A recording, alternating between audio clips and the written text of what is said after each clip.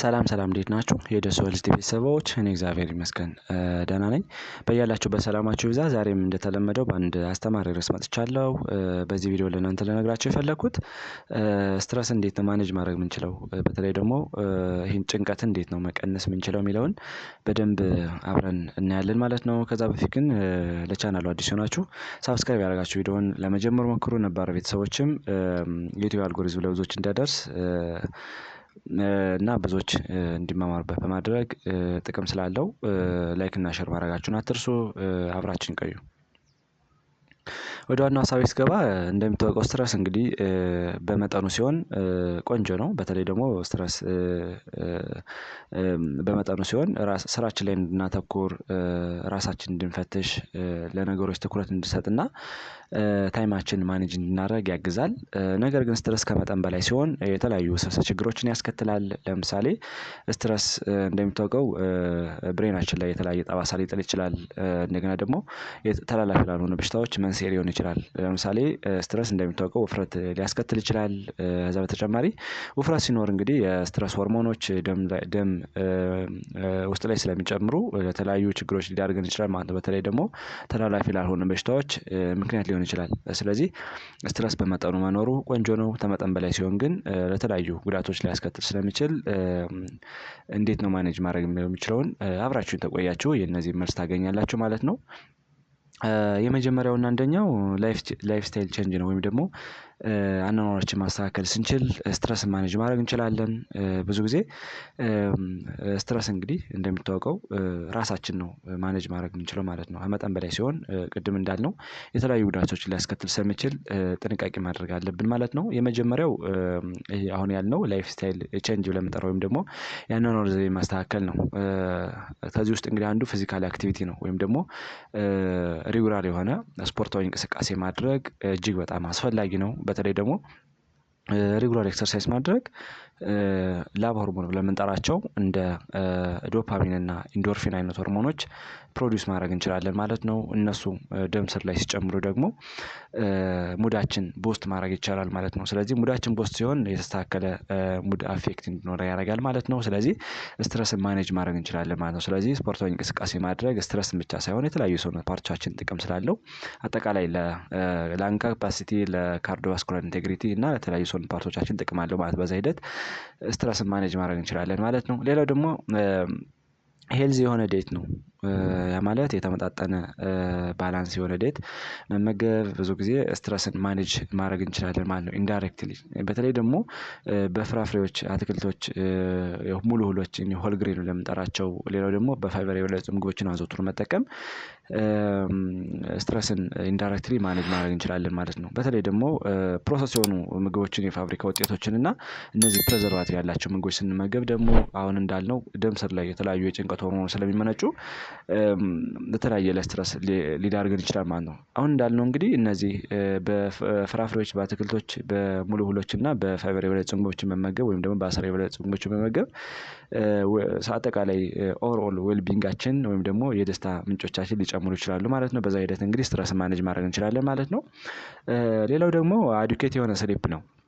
ወይም ደግሞ በቂ የሆነ እንቅልፍ መተኛት ስትረስን ማኔጅ ከምናደርግባቸው ነገሮች ውስጥ አንዱ ነው። በተለይ ደግሞ ኦቨርናይት ከ7 እስከ 8 ሰዓት ወይም ደግሞ ከ7 እስከ 8 ሀወር መተኛት አጠቃላይ የሰውነታችን፣ የቦዲያችን፣ የማይንዳችን እና የተለያዩ ችግሮቻችን ሪከቨር ማድረግ እንችላለን ማለት ነው። ለምሳሌ አንድ ሰው ላስት ዴይ የሆነ ችግር ገጥሞት ከሆነ በደንብ እንቅልፍ የሚተኛ ከሆነ፣ በደንብ ራሱን ኢነርጀቲክ የሚያደርግ ከሆነ፣ እንደገና ደግሞ አሁን እንዳልነው ሰውነትን ሪላክስ የሚያደርግ ከሆነ በእንቅልፍ ነገሮችን ፎርጌት ማድረግ ይችላል ማለት ነው። በዛ ሂደት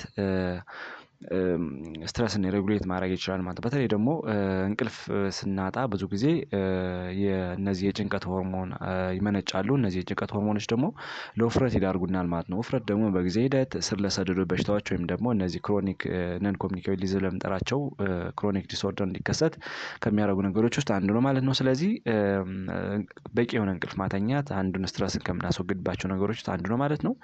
ሌላው ሳብስታንስን ሊሚት ማድረግ ነው። ብዙ ጊዜ እነዚህ ያልተፈለጉ ነገሮችን ኬሚካሎችን ሳብስታንሶችን ከመጠቀም መቆጠብ ነው።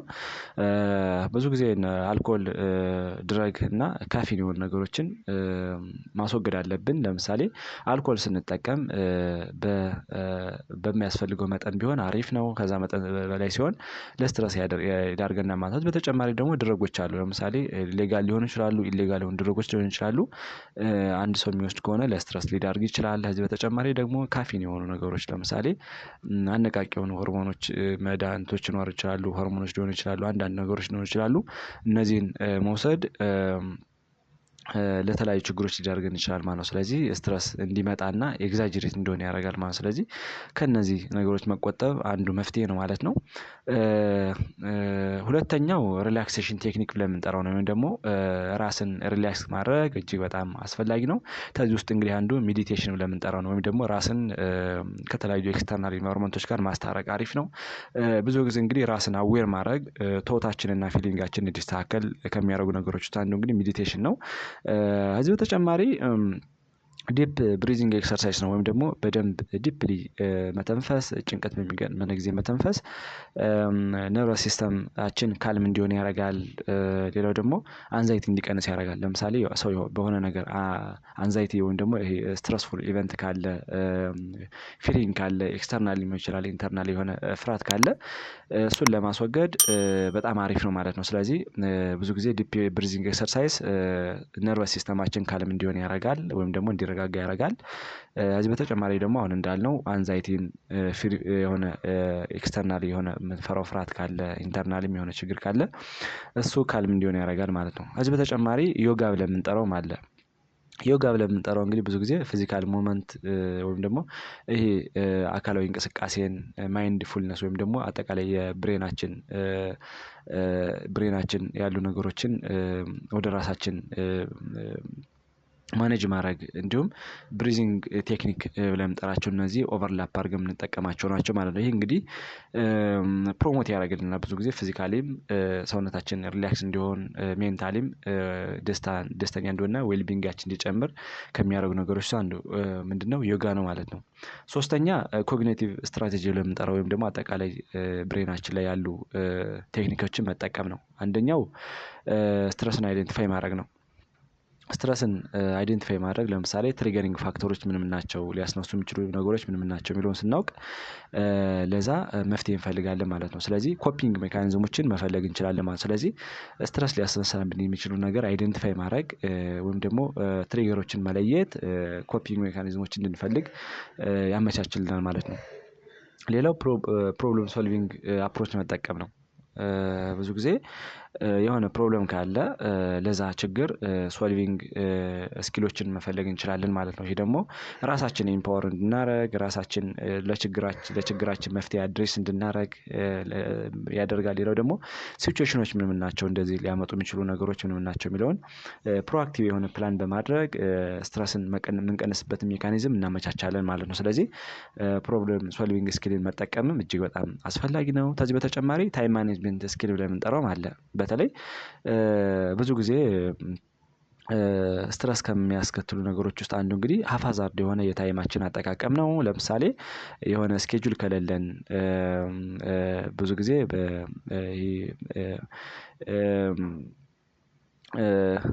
የተለያየ ቴክኒክ ማንጠቀም ከሆነ ኢፌክቲቭ የሆነ ታይም ማኔጅመንት ስኪል ከሌለን እነዚህ ነገሮች ለስትረስ ሊዳርጉን ይችላሉ ማለት ነው። በተለይ ደግሞ ፕራዮሪታይዝ ማናደርግ ከሆነ የትኛው ነገር ነው ፊት የሚቀድመው የትኛው ነገር ነው በኋላም ብንሰራው ዲድላይኑ ላያልፍ የሚችለው የትኛው ፕራዮሪታይዝ ማድረግ እንችላለን የሚለውን ካልተጠቀምን ለምሳሌ ታስክ ሊሆን ይችላል በስራ ደረጃ ሊሆን ይችላል።